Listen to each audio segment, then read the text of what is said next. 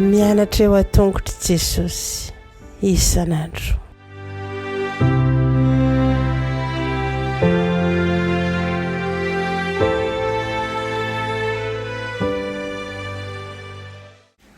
Miarabantsika tsirairay avy indray tonga eto amin'ny famitinana ny lesona voalohany indray sika.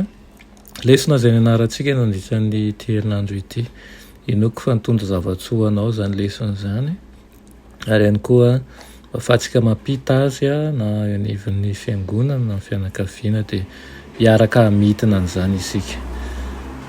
Alohan'ny dirantsika amin'izany dia hivavaka isika. Renay tsara indrindra mbola velom-pisaoranao zahay. Mbola nomenao an'izao fotoana izao indray ahafahanay mamitina ny lesona voalohany izay nianaranay. Mangataka aminao mba hiaraka aminay eto ary hanindry ny hevi-dehibe ao anatin'izany ary koa mba tsy handalo fotsiny any amin'ny fiainanay nefa ahafahanay mandray hery sy mandray lesona miaraka aminao hatrany amin'ny anaran'i Jesosy. Amen. Ny lohateny lesona antsika dia manao hoe ny asa nanondran'Andriamanitra antsika fizarana voalohany. Ny asa nanondran'Andriamanitra antsika fizarana voalohany. Ny tsy anjery dia amin'ny Genesis 3:7 manao hoe ary Jehovahandriamanitra dia niantso andray lehilahy ka nanao taminy hoe aiza moa ianao? Anoharina iaina mandrakizay miaraka amin'Andriamanitra moa isika saingy namorona antsana izay nampisaraka antsika tanteraka tamin'ny fanatrehany ny fahotana. Tsy nilavo lefona nefa Andriamanitra ka namoy ny fikasany hatrany am-boalohany. Tsy nanaiky ny ho tafisaraka tamintsika izy. Noho izany dia nisy iraka napetraka dia ny famongorana ny fahotana ary famerenana amin'ny laoniny indray ny olombelona amin'ny endriny voalohany. Andritra ny herinandro iny dia lafin-javatra telo lehibe no nodinitsika. Voalohany dia mahakasika ny fanambarana ny asan'Andriamanitra.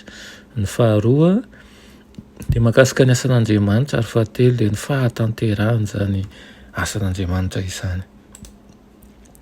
Raha mahakasika n'ilay fanambarana ny asan'Andriamanitra ny asian-teny dia ilay tarikevitra amin'ny Genesis 3:7 manao hoe ary Jehovah Andriamanitra dia niantso andray lehilahy ka nanao taminy hoe aiza moa ianao?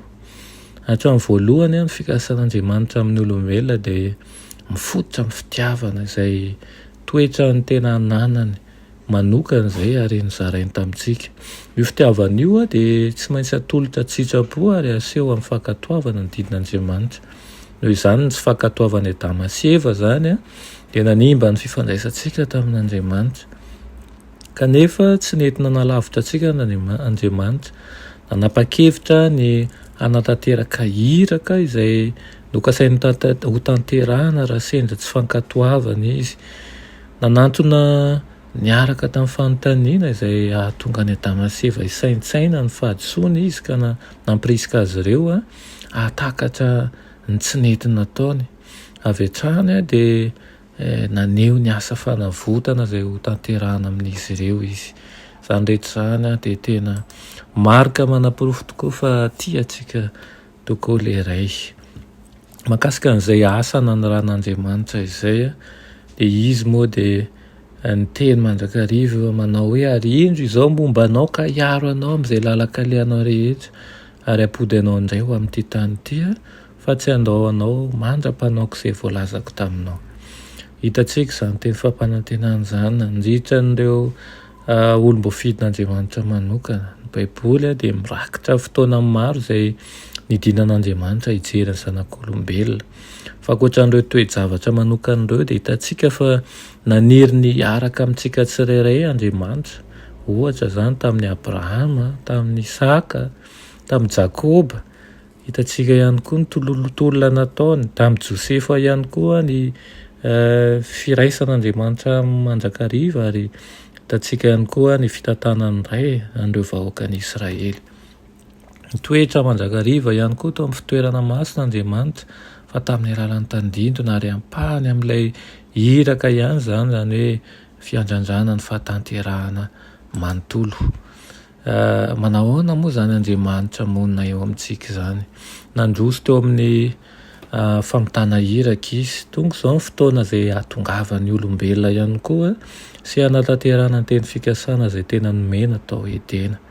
Eny fa na dia manarivo taonany aza izany tamina tongavany nonofo dia naneo ny tena no Imanoela ilay hoe amintsika Andriamanitra izy.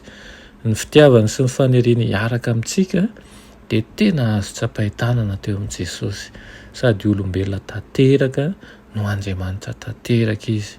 Tamin'ny fiainany sy ny fahafatesana ary ny fitsanganany tamin'ny maty no nanatanterahani Jesosy ny faminanian'ny testameta taloha araka ny drafitr'Andriamanitra ary ny volavolainany aloha izany teo amin'ny hazo fijaliana no nahatratra an'ilay faratampon'ny asa tanterahany Andriamanitra.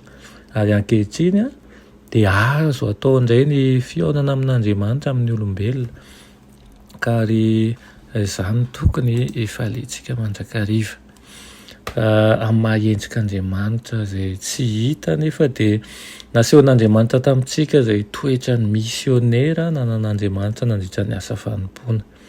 Rehefa tonga ny fotoana izay iverenany any an-danitra dia tsy namelantsika ho rery izy, nampanantenantsika izy fa hiaraka amintsika hatrany Andriamanitra amin'ny alalan'ny fanahy masina. Noho izany dia izy mihitsy ny momba antsika mandrakariva mba rapahatonga ny fahataperana izao tontolo izao. Izany indrindra no asainantsika mandrakariva mba hangataka ny fanahy masina isika eo amintsika satria izy ilay mpamonjy antsika, izy mihitsy koa no te hiara-honina amintsika amin'ny alalan'ny fanahy masina. Raha mahakasika n'ilay hoe famongotana ny fahotana Andriamanitra dia nampananteny Jesosy fa ho avy eto amintsika indray. Izy ilay fanantenana mahafinaritra ary rehefa tanteraka izany dia efa vita izay ny asan'Andriamanitra amin'izay fotoana izay manko ny tabernakelin'Andriamanitra dia ho eo amintsika ary Andriamanitra dia hiara-monina amintsika mandrakizay. Afaka ny ahita maso azy indray izany tsika, hiresaka aminy, hiakoka amin'ny mivantana, tanteraka ihany ny farany ny faneren'ilay Andriamanitra, ny hiraka ny hiara-monina mandrakizay amin'ireo zanany. Tena tombontsoa goavana tokoa izany raha tanteraka amintsika, tanteraka amiko sy tanteraka aminao izany. Izy dia tsy maintsy ho tanteraka fa ny fanontaniana mipetraka dia ny hoe ianao ve ho anisan'izay? Ity ampamaranana dia ity lahatsoratra Madame Moët amin'ny ilay fitiavana mandresy ity no maranantsika azy. Manao hoe satria tonga nonona niaraka tamintsika Jesosy dia fantatsika fa mahalala ny fitsapana mahazo antsika Andriamanitra ary miray fo amin'ny fahoriantsika ny zanaka lahy sy ny zanaka vavy ny Adama rehetra dia afaka mahafantatra fa sakaizan'ny mpanota alay-pahary antsika. Ny fampianarana rehetra momba ny fahasoavana mantsy, ny fampanantenana fifaliana rehetra, ny asa-pitiavana rehetra, ny toetran'Andriamanitra mahasintona rehetra naseho teo amin'ny fiainan'ny mpamonjy teto an-tany dia samy ahitantsika fa amintsika tokoa Andriamanitra. Dia isika nao fanamby amin'ity herinandro ity sy fiekana ihany koa lalindalina kokoa mba tsy handalo fotsiny ihany izany.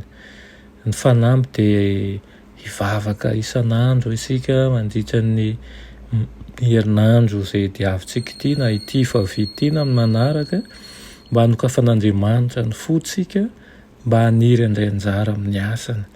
Ny fiekaina kosa dia fantaro ny anaran'olona anankiray ao manodidina anao izay mbola tsy fantatrao akory. Eny fa na dia mpiray tanàna, mpamolo-bodirindrina, mpiara-miasa, mpivarotra, mpamily fiara na fitateram-bahoaka n'inona manomboka mivavaka ho azy isan'andro dia ho eto amin'ny tompo izy ireo fa hain'ny tompo ny zavatra rehetra. Hivavaka isika, sotro anao izay raha ahoany amin'izany lesona nomenao anay izany mandritra ny herinandro ity dia apetraka am-pelantananao ireo fanerenay manokana dia indrindra ny fanamby izay raisinay. Ngataka ny fanahinao masina izahay mba hanovoeranay mandrakariva anatin'izany ary ihany koa ireo olona manokana izay tianay hoentina eto am-pelantananao na olo-patatra na olona mpiara-monina aminay na mpiara-miasa na mpiara-mivarotra na mpiara-mitady eny dia mangataka anao koa mba hikasika ny fon'izy ireny mba olom-bovonjy tahaka anay ihany koa izy ireo. Aminaran'i Jesosy, amen.